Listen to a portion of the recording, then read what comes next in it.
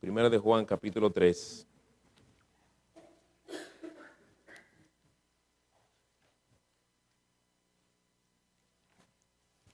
Vamos a leer los versículos 2 y 3. Dice la palabra del Señor. Amados, ahora somos hijos de Dios y aún no se ha manifestado lo que habremos de ser. Pero sabemos que cuando Él se manifieste, seremos semejantes a Él porque le veremos como Él es. Y todo el que tiene esta esperanza puesta en Él, se purifica, así como Él es puro. Vamos a orar, hermanos. Señor, te damos gracias por el privilegio de una vez más considerar tu palabra. Pero sabemos que sin la ayuda de tu Espíritu no podremos entenderla como debemos. No podremos ser impactados por ella. No podremos ser transformados por ella si tú nos dejas solos. Te pedimos que tú acompañes la enseñanza de tu palabra con la influencia poderosa de tu Espíritu. Que podamos hacer memoria de nuestro Salvador y estarle agradecidos al entender más claramente todo lo que Él nos tiene reservado a nosotros en la gloria. En Él te lo pedimos. Amén. El título de nuestra meditación en esta noche, hermanos y amigos, será Seremos semejantes a Él. El Señor Jesucristo, el Cordero de Dios que quita el pecado del mundo, nos ha salvado de la culpa, del poder y de la condenación del pecado. Y esta es una bendición de la que gozamos en este mismo instante. Pero sabemos también que esta realidad de la que gozamos hoy tiene un aspecto futuro que debe ser el anhelo de todo verdadero creyente, que es de hecho de lo que Juan menciona en este mismo texto que acabamos de leer y a lo que se refiere Pablo cuando en Romanos 8:18 dice: pues considero que los sufrimientos de este tiempo presente no son dignos de ser comparados con la gloria que nos ha de ser revelada. Y en lo que quiero que meditemos en esta noche es en lo que tú y yo hemos de experimentar cuando lleguemos al cielo, lo cual es fruto de la obra de aquel a quien hemos venido a recordar en esta noche. Por lo que el Señor Jesucristo hizo por nosotros, podemos nosotros decir, seremos semejantes a Él. En el texto con el que empezamos, Juan el apóstol reconoce que hay realidades sobre el cielo y de lo que aquello implicará para nosotros, que en cierto sentido nosotros todavía no conocemos ni experimentamos. Por eso él dice, amados, ahora somos hijos de Dios y aún no se ha manifestado lo que habremos de ser. Pero él sigue diciendo que hay algo que sí sabemos, algo de lo que sí podemos estar seguros, porque él sigue diciendo, pero sabemos que seremos semejantes a Él, porque le veremos como Él es.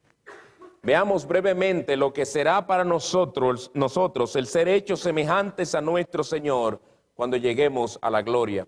Y veremos dos cosas. En primer lugar, lo que significará ser semejantes a Él en nuestras almas. Y en segundo lugar, lo que significará ser semejantes a Él en nuestros cuerpos.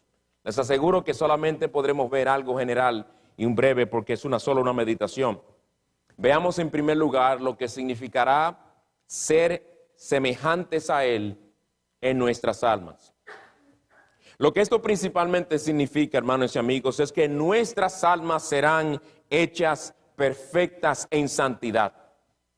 Cuando en Hebreos capítulo 12 se hace referencia a los creyentes en el cielo, a sus almas, las almas de los creyentes en el cielo, se refiere a ellos como los espíritus de los santos hechos perfectos.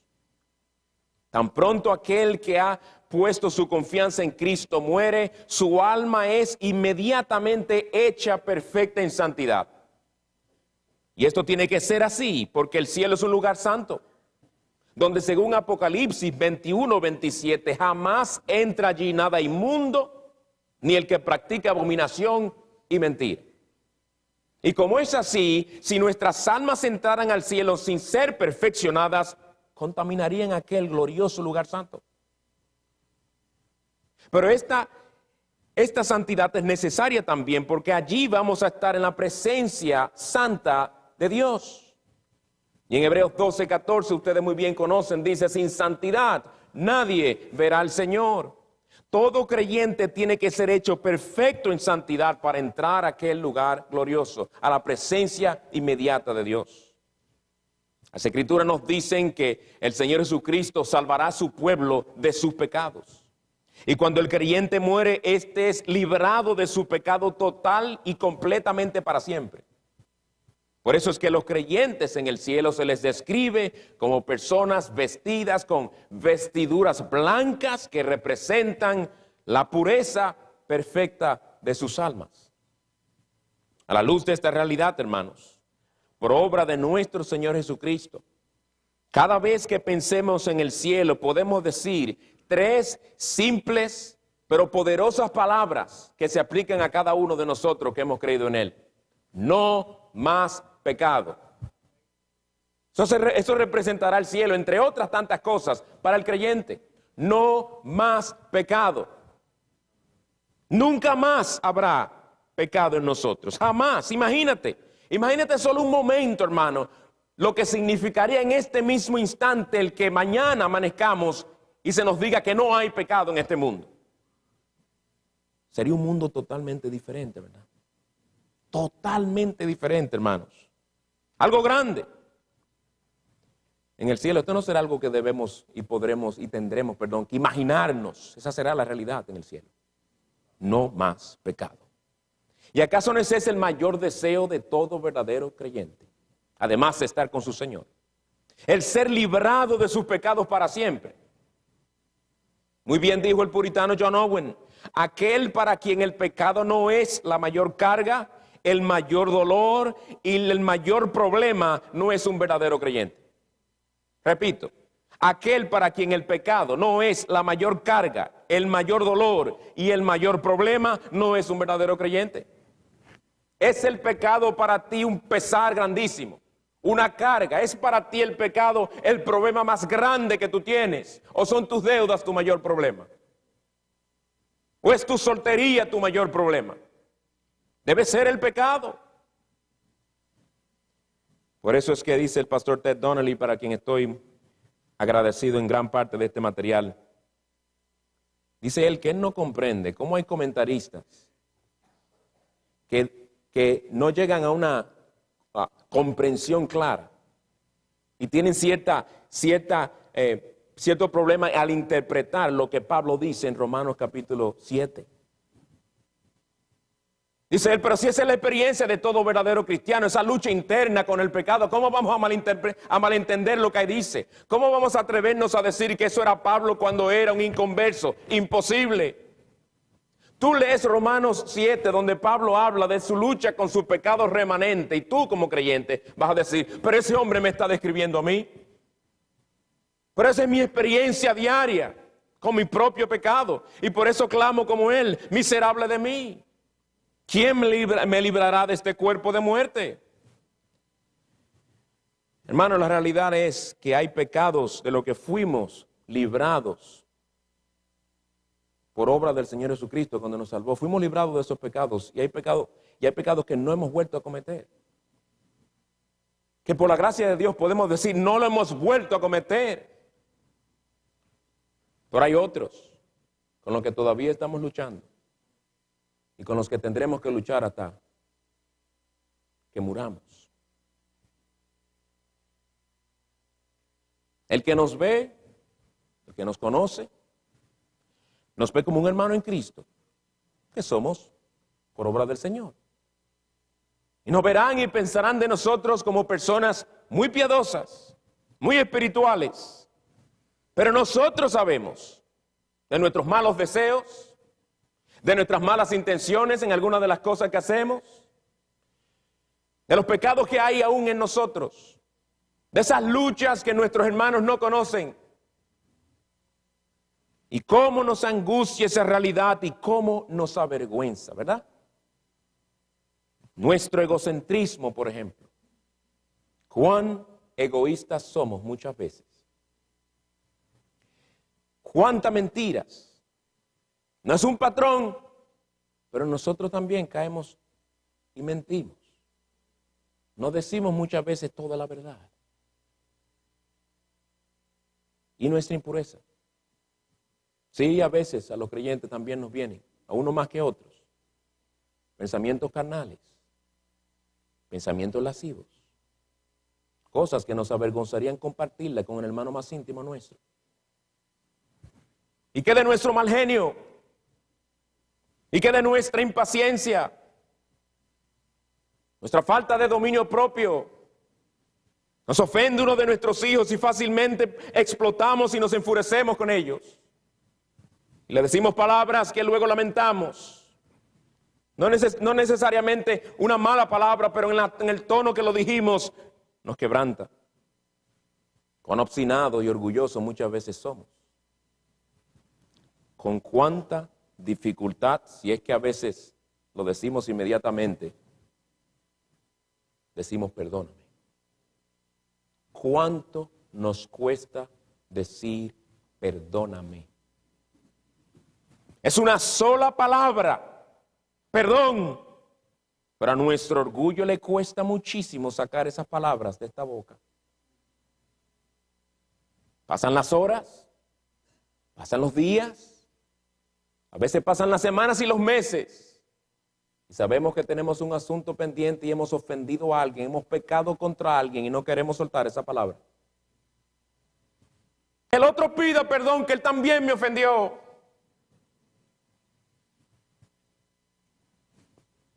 ¿Y qué de nuestra crueldad?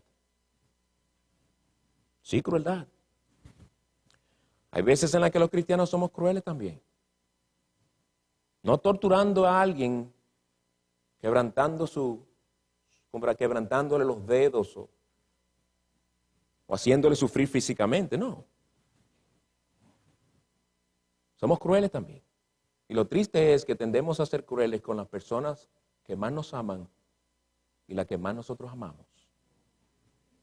Personas que por estar tan cerca de nosotros sabemos muy bien cómo herirlas. Porque con el tiempo ya hemos conocido lo suficiente de esas personas como para saber dónde les duele y qué les duele. Sabemos usar aquellas palabras y comentarios que en nuestra crueldad sabemos penetrarán el corazón de nuestro ser amado, porque ya la hemos usado y ya sabemos que funcionan. Sabemos por dónde entrarle el cuchillo y dónde más fácilmente entre para herir a nuestra esposa, para herir a nuestro esposo. Eso no es crueldad. Y somos creyentes.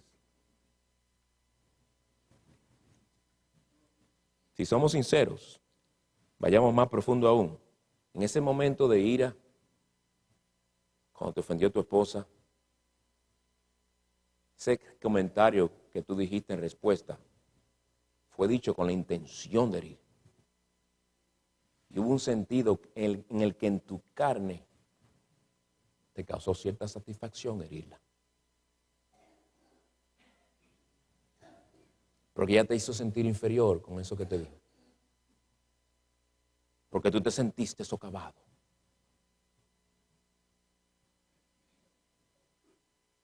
Y somos cristianos. No lo digo sarcásticamente en el sentido de que un cristiano no hace cosas así. No, que cristianos hacen cosas así. Eso es lo vergonzoso. Eso es lo vergonzoso y lo triste. Pero la pregunta es esta, mi hermano. ¿Eres consciente de esas cosas en tu corazón? No es que lo que nos distingue, yo sé, no nos distingue por la gracia de Dios estas cosas. No son lo común en nosotros, pero pasan. La pregunta es si tú eres consciente de la realidad del pecado en tu corazón.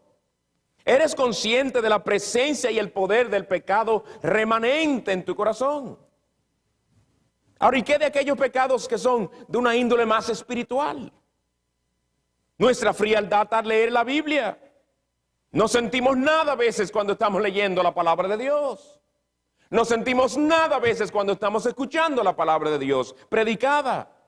Vemos que a otros le afectó ese sermón y hablan de un sermón poderoso, pero nosotros no podemos hablar de lo mismo, porque a nosotros no nos afectó de la misma manera. Oramos por los perdidos porque sabemos es nuestro deber preocuparnos por las almas, pero si somos sinceros, no estamos en realidad preocupados por esas almas. Oramos porque debemos orar por las almas. ¿Y qué de nuestro formalismo, nuestra hipocresía? Al cantarle una cosa al Señor con toda nuestra fuerza y elevar nuestras voces junto con el pueblo de Dios, pero a la misma vez pensar en otras cosas mientras estamos cantando. no le estamos cantando nada al Señor. Estamos cantándole de labios, mientras que nuestro corazón está muy lejos de Él. Y estas son cosas que también los diáconos y los pastores experimentamos, hermanos. Nosotros a veces nos enorgullecemos cuando hemos percibido la ayuda especial del Señor en un momento dado. Y tenemos que luchar con nuestros corazones. Nosotros caemos en la envidia, podemos caer en celos ministeriales, podemos envidiar los dones de otros hombres de Dios, podemos envidiar las oportunidades que al Señor le ha placido darle a otros hombres. Eso pasa, hermanos. El pecado remanente no es un juego. El pecado remanente nos afecta a todos nosotros. Escuchen a David en el Salmo 38. Porque mis iniquidades han sobrepasado mi cabeza. Como pesada carga pesa mucho para mí. Mis llagas hieden y supuran. Usted le presenta a alguien allá afuera estas palabras y pensará que es una persona con problemas psicológicos. Y nosotros decimos no. Es un hombre que realmente tiene sus ojos abiertos, los ojos de su alma bien abiertos y sabe lo que es la realidad del pecado que mora en él. Gracias al Señor que la sangre de Cristo nos limpia de todo pecado, ¿verdad? Pero esto no niega la realidad de que este pecado nos causa dolor y nos causa tristeza. Todos tenemos que decir con el apóstol, el mal mora en mí. Pero por obra de Cristo que hemos venido a recordar en esta noche, también podemos decir, el mal mora en mí, pero hasta que lleguemos al cielo. Porque allí no habrá más pecado. Allí no habrá más pecado. Mi hermano, en el cielo no volverás a pecar jamás. Jamás contristarás al Espíritu Santo de Dios. Jamás violarás un solo de sus mandamientos. Nunca más herirás a un ser querido. Nunca más le fallarás a tu Salvador. Nunca más tendrás que pedir perdón. Nunca jamás tendrás que llorar por tu maldad. Es para esto que Dios nos ha predestinado, ¿verdad? Para que seamos hechos conforme a la imagen de su Hijo. Así será el ser hechos perfectos en santidad. En el presente, en este mundo, pedimos al Padre, Padre, líbranos del mal en el cielo. Él responderá a esta petición para siempre. Él nos librará del mal por toda una eternidad. Sí, no cometeremos más mal. No desearemos jamás el mal. No hablaremos más mal. Dios se deleitará en nosotros al vernos tan puro como su Hijo es. Nuestras almas gozarán de una comunión con Dios que hoy no pueden gozar. Nosotros podemos cantar al Señor, como dijimos en el himno que cantamos hoy, cuando nosotros le adoremos con todo nuestro ser y no con esa pobreza con la que hoy le cantamos por nuestra debilidad. No habrá pecado que fracture nuestra relación con Dios. Hermano, ¿no te animan estas cosas? ¿No te animan estas cosas en tu lucha con el pecado? ¿Verdad que estás ya cansado de luchar con la maldad de tu corazón, especialmente con aquellos pecados que más predominan en ti? Tú tienes que estar agobiado ya para este entonces. ¿Verdad que ya estás agotado de luchar contra las tentaciones? Te desanima el volverte a ver caer de nuevo en lo mismo, ¿verdad que sí? ¿Verdad que muchas veces te ves como un inútil al volver a caer en lo mismo y a no poder servir al Señor como tú deseas y como Él desea? Y verdad que ha habido ocasiones en las que has llegado a dudar de tu salvación. Bueno, mi hermano, el Señor te dice en esta noche, cobra ánimo, siervo mío. Ya yo pagué por todos esos pecados. Todos tienen sentencia de muerte. Mira tus pecados con los ojos de la fe, con el cielo por delante. Y recuerda que tan pronto tu alma entre al cielo, jamás tendrás que ver con tus pecados. Y por la eternidad me darás gracias por yo haberme entregado para salvarte de ellos. Hermano, considera lo siguiente. Considera lo siguiente. Oí decir, no lo puedo confirmar, pero oí decir como una historia verídica de un profesor japonés que recibió el evangelio, el señor obró en él y fue salvo. No tenía en ese entonces, de lo que lo voy a contar, no tenía en ese entonces mucho conocimiento de las Escrituras. Era recién convertido y va y visita una iglesia donde va a escuchar la palabra. Pero lo que le distinguía a él era que era un individuo que robaba mucho. Había en él algo que le encantaba robar. Ese era su problema mayor. Y el hombre entra a esa iglesia y ve escrito en la pared de esa iglesia los 10 mandamientos. Y al leerlos, llega el que dice, no robarás. Y en su ignorancia y poco conocimiento, ¿saben cómo lo interpretó? Gracias, Señor, porque yo jamás robaré en el cielo. Cree que era una promesa. No robarás en futuro. Cuando nosotros sabemos que es un mandamiento. Pero hermanos, póngase a pensar, en cierto sentido, como dice este siervo de Dios, en cierto sentido hay un aspecto de los 10 mandamientos que se podrían ver como promesas que se cumplirán en el cielo. Porque en el cielo no tendremos dioses ajenos delante de nosotros. En el cielo jamás tomaremos el nombre de Dios en vano. En el cielo guardaremos el reposo eterno. En el cielo no mataremos, no robaremos, no adulteraremos, no codiciaremos. Ninguna de esas cosas haremos. Los 10 mandamientos nos dicen lo que Dios quiere, requiere de nosotros aquí. Y en un sentido también lo que Él va a hacer con nosotros en el cielo al perfeccionar nuestras almas. Ninguna de esas cosas volveremos a hacer. Es decir, que le podremos amar con toda nuestra mente, con todas nuestras fuerzas, con todo nuestro corazón. Y podremos amar a nuestro prójimo como a nosotros mismos. Y de forma perfecta. Todo esto debe animarnos a esforzarnos más por vivir una vida santa. Debemos vivir como personas que en verdad están convencidas, van para el cielo, aquel lugar de perfecta santidad. Si vamos para el cielo y hoy estamos más cerca del cielo que ayer, nuestras vidas deben mostrarlo. ¿Cuándo fue la última vez que tú pensaste en el cielo? Es triste, pero casi no pensamos en el cielo. ¿Cuándo fue la última vez que tú predicándole a alguien sobre el evangelio le mencionaste que uno de los frutos y las bendiciones de ser salvo es que va para el cielo? Yo sé que seguro tú le mencionaste el perdón de sus pecados y todo lo demás, pero le diste esto también como un incentivo. Estamos tan arraigados en este mundo temporal y tan afanados con las cosas temporales de la vida que nos olvidamos de la eternidad. No pensamos en el cielo. En el cielo seremos hechos perfectos. Esa realidad debe afectarnos aquí. Dijo un siervo de Dios, el conocimiento que tenemos del futuro santo que nos espera debería ejercer una influencia poderosa en nosotros en el presente.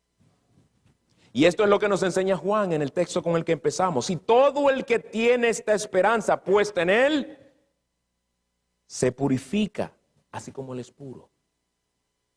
¿La esperanza de qué? La esperanza de ser hechos semejantes a él. Se purifica el que tiene esa esperanza. Por eso otro siervo del Señor dijo, el que deja de purificarse hace que desaparezca la esperanza de su corazón.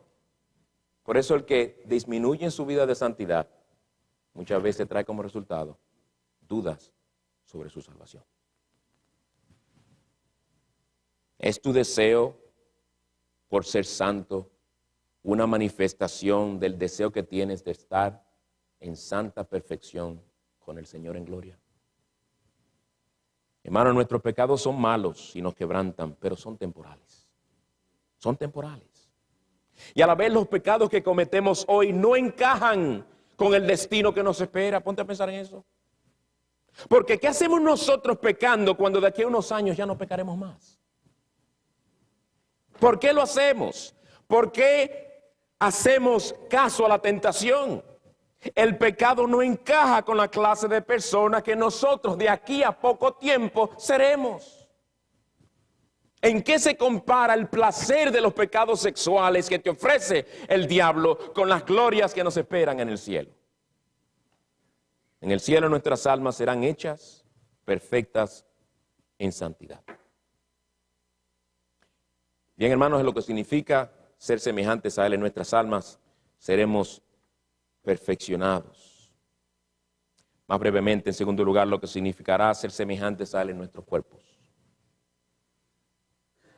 Nuestras almas sin nuestros cuerpos están incompletas. No nos confundamos. Y ahí que los teólogos llaman al cielo el estado intermedio. La condición en la que se encuentran las almas en el cielo, aunque perfectas en santidad, como ya vimos, es una condición temporal. En Apocalipsis 6, 10 y 11, el clamor de los santos es el siguiente: ¿hasta cuándo, oh Señor, santo y verdadero, esperarás para juzgar y vengar nuestra sangre de los que moran en la tierra?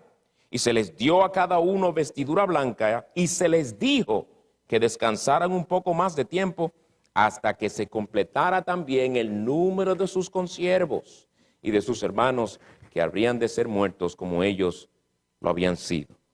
Viene el día en el que estos cuerpos nuestros resucitados serán resucitados en gloria o transformados en un instante. Sin embargo, hay muchos cristianos que tienen una perspectiva incorrecta sobre el cuerpo. Y esto parecen haber sido influenciados por la filosofía platónica, que lo físico y lo material es de poca importancia, es insignificante. Platón decía que los seres humanos son almas inmortales encarceladas o emprisionadas en cuerpos de carne insignificantes. Él decía que el cuerpo era una tumba, una prisión para el alma. Le enseñaba que lo espiritual es lo bueno y lo material es lo malo. Y así a veces parecemos pensar nosotros sobre el cuerpo y en comparación con el alma. De ahí que leemos autores cristianos que hablan de lo glorioso que será cuando nuestras almas sean liberadas de nuestro cuerpo, como si fueran una cárcel. Ese concepto no es bíblico. Generalmente hablamos de ganar almas, y es correcto, sí, pero generalmente enfatizamos el ganar almas como si fuera que estamos minimizando el hecho de que somos realmente cuerpo y alma, como seres humanos, hechos a la imagen de Dios. ¿Acaso es que los seres humanos solo estamos compuestos de almas? Y tendemos a tener una perspectiva del cielo que solo incluye por la eternidad almas sin cuerpo, adorando al Señor. Y ese es el concepto que tenemos del cielo únicamente. Pero cuando vamos a las Escrituras vemos la importancia que se le da a la resurrección del cuerpo. Esta es una doctrina fundamental de la fe cristiana, como sabemos, hermanos. Léase primero a los Corintios 15 completo. Después que Dios creó todo, dice en Génesis 1:31, que Él declaró que todo era bueno y en gran manera. Y eso todo bueno y en gran manera incluía lo material que Él creó, lo cual incluye nuestro cuerpo también. En ningún momento vemos que en la creación de Dios se hace una división entre lo material y lo espiritual del ser humano, como diciéndose que una cosa es más importante que la otra. Él creó al hombre para vivir en un mundo material como el que tú y yo nos encontramos. Y esto incluye el cuerpo que Él le dio al hombre. Cuando Él lo hizo con cuerpo y alma. Cuando Él hizo al hombre, no lo hizo un alma inmortal y un cuerpo mortal. Adán y Eva fueron creados perfectos, con cuerpos que fueron diseñados para jamás morir. Génesis 2:7 dice: el Señor Dios formó al hombre del polvo de la tierra, cuerpo lo material, y sopló en su nariz el aliento de vida, lo espiritual, el alma, y fue el hombre un ser viviente. Y hermanos, el Señor Jesucristo no vino solo a salvar el aliento de vida, sino también el polvo de la tierra. En el sentido que quiero decir, vino a salvarnos por completo. El cuerpo del Señor Jesucristo fue resucitado de entre los muertos y hoy tiene ese mismo cuerpo en gloria. Y nosotros de igual manera también seremos resucitados o transformados en su gloriosa venida. Este cuerpo nuestro será transformado. Este cuerpo nuestro será resucitado. Este fue el propósito de Dios en la creación. Hagamos al hombre a nuestra imagen. Y esto incluye ambos, el cuerpo y el alma. Pablo pregunta en 1 Corintios 6, 19 y 20, ¿o no sabéis que vuestro cuerpo es templo del Espíritu Santo, que está en vosotros, el cual tenéis de Dios, y que no sois vuestros? Pues por precio habéis sido comprados. ¿Y qué fue lo que el Señor compró a precio de su propia sangre? Sigue diciendo, por tanto, glorificad a Dios en vuestro cuerpo y en vuestro espíritu, los cuales son de Dios. Cristo pagó con su preciosa sangre. Cuando Él pagó por ti, con su preciosa sangre, no solo pagó por tu alma, pagó por tu ser completo, cuerpo y alma. Pues seremos resucitados para vivir por siempre en los cielos nuevos y en la tierra nueva que el Señor habrá de hacer. Y cuando estos cuerpos nuestros sean resucitados, hay un sentido en el que seremos los mismos, pero también seremos transformados. Transformados. Romanos 8:11. El mismo que resucitó a Cristo Jesús entre los muertos, también dará vida a vuestros cuerpos mortales, a esos mismos cuerpos mortales que tenéis, cuerpos que van a morir, cuerpos que van a ser comida de gusanos, a esos mismos cuerpos el Señor dará vida por medio de su Espíritu que habita en vosotros. Y en Filipenses 3:20 dice, nuestra ciudadanía está en los cielos, de donde también ansiosamente esperamos a un Salvador, el Señor Jesucristo, el cual transformará el cuerpo de nuestro estado de humillación, este que está aquí, en conformidad al cuerpo de su gloria. Eso es lo que va a hacer el Señor, hermanos. Ese cuerpo de humillación nuestro, el Señor lo va a transformar. Ese cuerpo de humillación que en este mismo momento se está muriendo. ¿Tú sabías eso? Joven, ¿tú sabías eso? Que tú te estás muriendo. A mí no me han diagnosticado de nada, pastor. Tú te estás muriendo. Desde que tú naciste te estás muriendo. Tú hoy estás más cerca del día de tu muerte que ayer. Hoy tu cuerpo está más degenerado físicamente que ayer. Te estás muriendo ahí mismo sentado, te estás muriendo. Y yo aquí parado me estoy muriendo. Hay un proceso degenerativo que sin parar sigue su curso hasta que tú mueras. Estás envejeciendo, por más que lo quieras cubrir. Pero en los cielos nuevos y en la tierra nueva, no más degeneración, no más descomposición.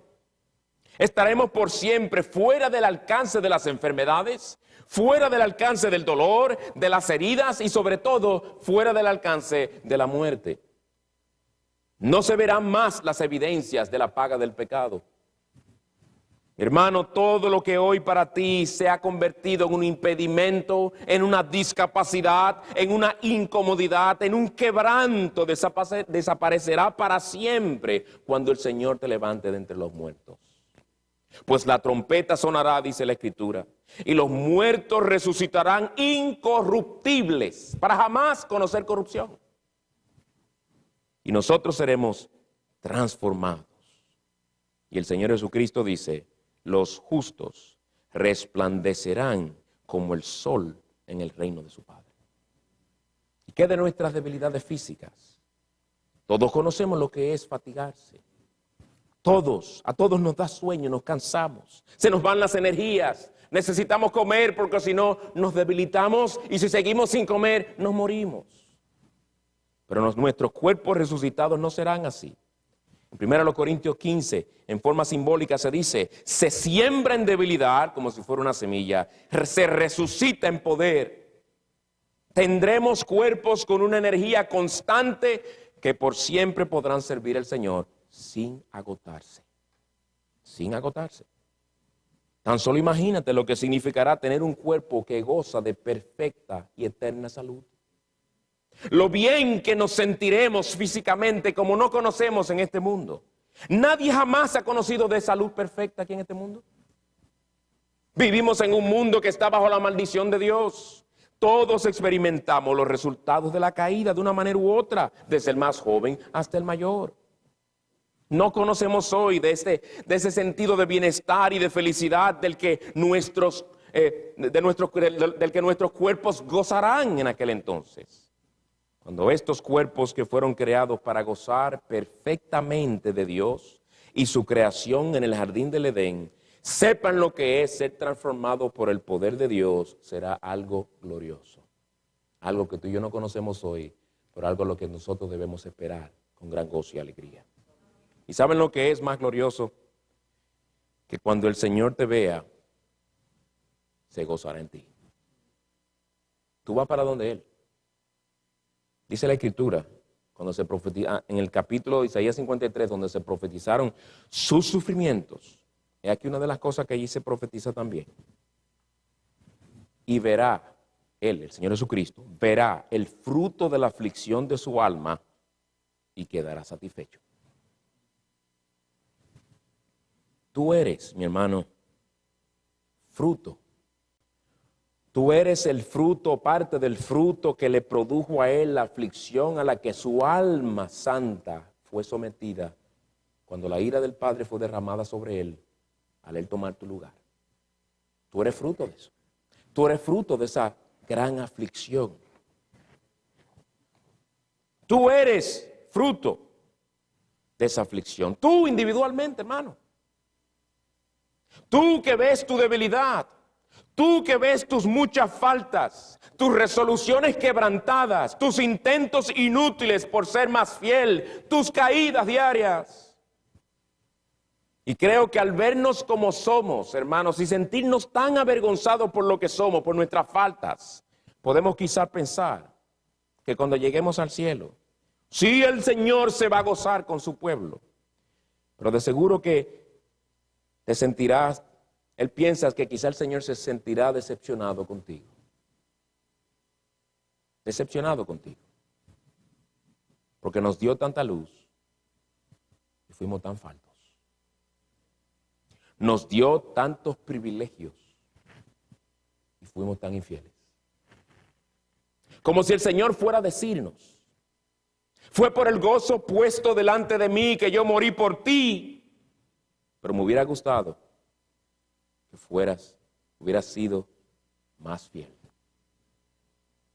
Hermano, aquel día tú no vas a decepcionar a tu Salvador. No por tu propia cuenta, sino por lo que Él hizo ya por ti.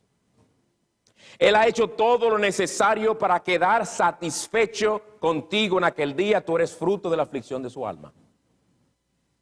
La obra de Dios en ti te elevará a un nivel de perfección moral tan glorioso, al ser hecho semejante a Él, que el Señor te verá a ti más hermoso y glorioso de lo que tú hoy eres. No habrá ninguna mancha ni ninguna arruga en ti. Él verá en ti aquella misma persona a la que Él escogió desde antes de la fundación del mundo. Él verá en ti aquella misma persona por la que Él derramó su preciosa sangre en la cruz, y aquella misma que Él habrá hecho perfecta en ese entonces. Él admira su propia hermosura en nosotros. Con razón nos encontrará hermosos. De ahí que se nos dice que seremos semejantes a Él, porque le veremos como Él es. Pues esta noche, hermano, recuerda, cuando tengas estos elementos en tus manos, y dile: gracias, Señor. Gracias. Pero aunque tengo esta misma noche que confesar mis pecados, yo no tendré que pecar para siempre. Porque viene el día, y hoy estoy más cerca de ese día, donde jamás te volveré a ofender. Gracias, Señor, por tu obra, por haber hecho todo lo necesario para que mi alma sea hecha perfecta en santidad, y para que este cuerpo mortal y corruptible sea hecho un cuerpo inmortal e incorruptible. Oremos.